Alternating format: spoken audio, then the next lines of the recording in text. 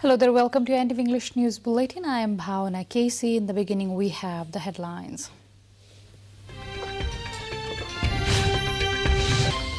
Election Commissioner starts dispatching of ballot papers of proportional representation today under the second phase to complete by October 24 in all districts except 9 mountainous districts. Russia denies using Iranian-made drones in Ukraine. Zelensky accuses Iran of earning money through supply of the drones. Shares in Hong Kong slumped to lowest level since 2009. Investors concerned over a threat of global economic slowdown. A 9th National Games underway in Gandaki province concluding today amid a special ceremony. Prime Minister Dewa to attend the ceremony.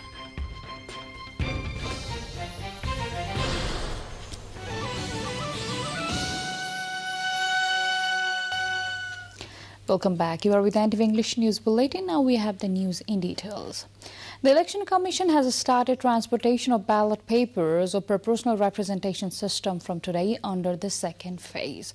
The Commission already has dispatched ballot papers under proportional representation to 40 districts for November 20 elections to the House of Representatives and Provincial Assembly.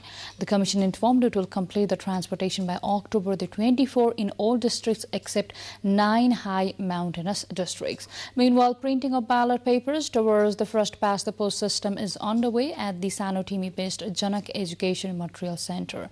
13.7 ballot papers towards the first past the post system have been printed as of Wednesday. The Election Commissioner has sought clarification from Durlabh Thapa contesting election from Bhaktapur constituency number 2 for the House of Representatives election. The Commission sought 24-hour clarification from Thapa for running election campaign allegedly violating the Election Code of Conduct issued in view of the upcoming Provincial Assembly and the House of Representatives election.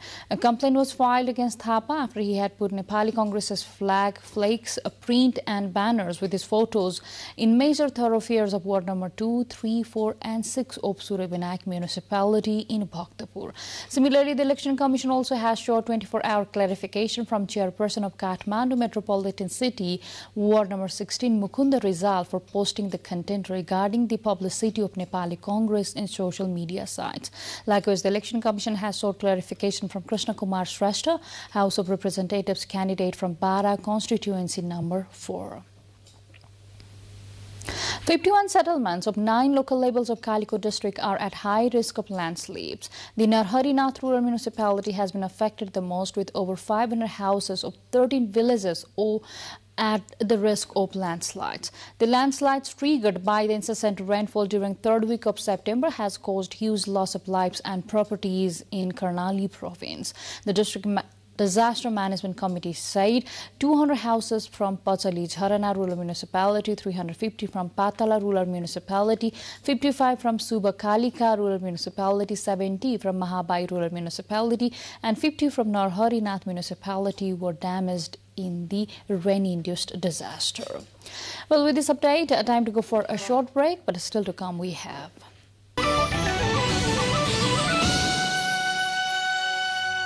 Welcome back now to the international updates. Russia and Iran are denying that Russia is using Iranian-made drones in the war in Ukraine. Ukraine is accusing Iran of violating a UN Security Council ban on the transfer of drones capable of flying 300 kilometers. The United Nations Security Council held a closed council meeting on Wednesday, requested by Britain, France and the United States. Saeed Iravani, Iranian ambassador to the United Nations, said Iran categorically rejects unfounded and unsubstantiated claims that Iran has transferred the drones for the use of conflict in Iran. Meanwhile, Ukrainian President Zelensky has spoken of his distrust of the Iranian government and accused Iran of earning money through the supply of the drones to Russia.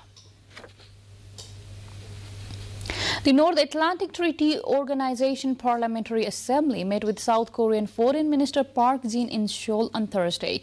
The delegation led by Marcos Perez Thurlo and Mohammad Sinisli is visiting South Korea to meet with the top South Korean officials since Monday. NATO accepted South Korea's request to designate its embassy in Belgium as the country's mission to NATO last month, a step up in the relationship between the alliance and Korea. Shares in Hong Kong have slumped to the lowest level since the global financial crisis after a major speech by the city's leader on Wednesday. The benchmark Hang Seng fell by more than 3% to its lowest level since May 2009 before regaining some ground. Investors are also concerned about the threat of global economic slowdown as central banks around the world raise interest rates to tackle the rising prices. In his first policy address on Wednesday, Hong Kong's chief executive John Lee announced measures to boost security and plans to attract more overseas talent to the territory. With this update, time to go for a short break, but still to come we have.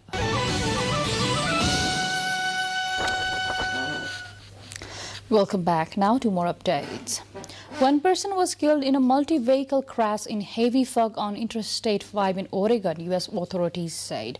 Oregon State Police said crashes in the southbound lanes of the interstate north of Eugene involved about 60 vehicles, including up to 20 semi-trucks. The crashes spanned more than a mile and closed that part of the interstate. Authorities believe heavy fog in the area led to the crash. Just months after enduring floods that destroyed crops and submerged entire communities, thousands of families in the Brazilian Amazon are now dealing with severe drought. The low level of the Amazon River at the center of the largest drainage system in the world has put dozens of municipalities under alert.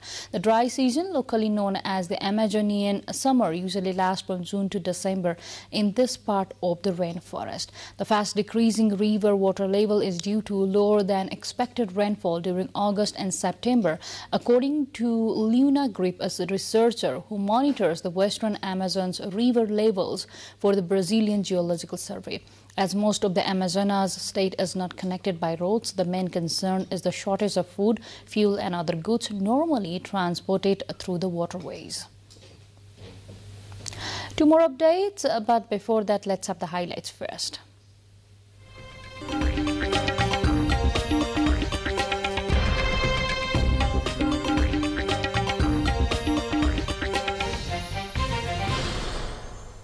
To sports.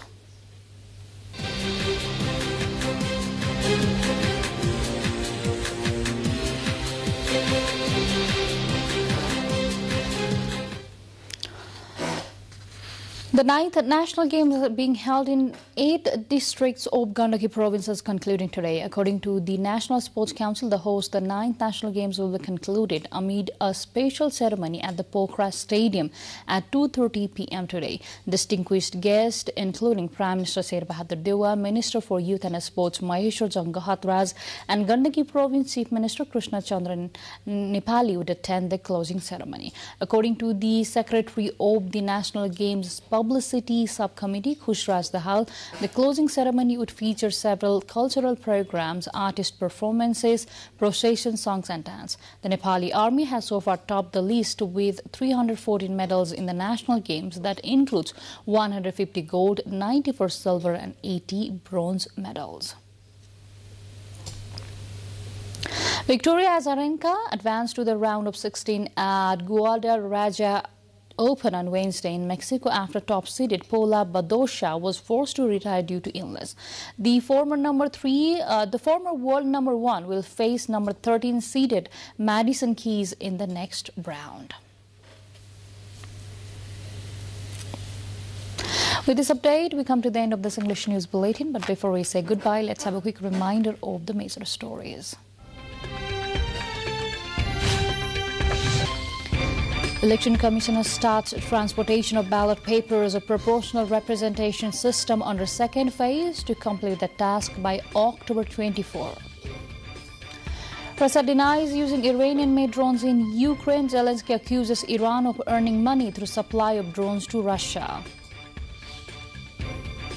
Shares in Hong Kong slumped to the lowest level since 2009. Investors concerned over threat of global economic slowdown.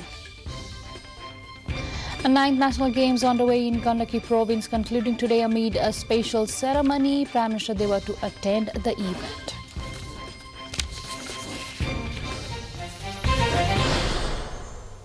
That's all we have in this edition of English News Bulletin. I'll see you again with next round of English Bulletin at 6 in the evening. Till then, have a great time ahead and stay tuned with us for the latest news updates and other programs. Namaste.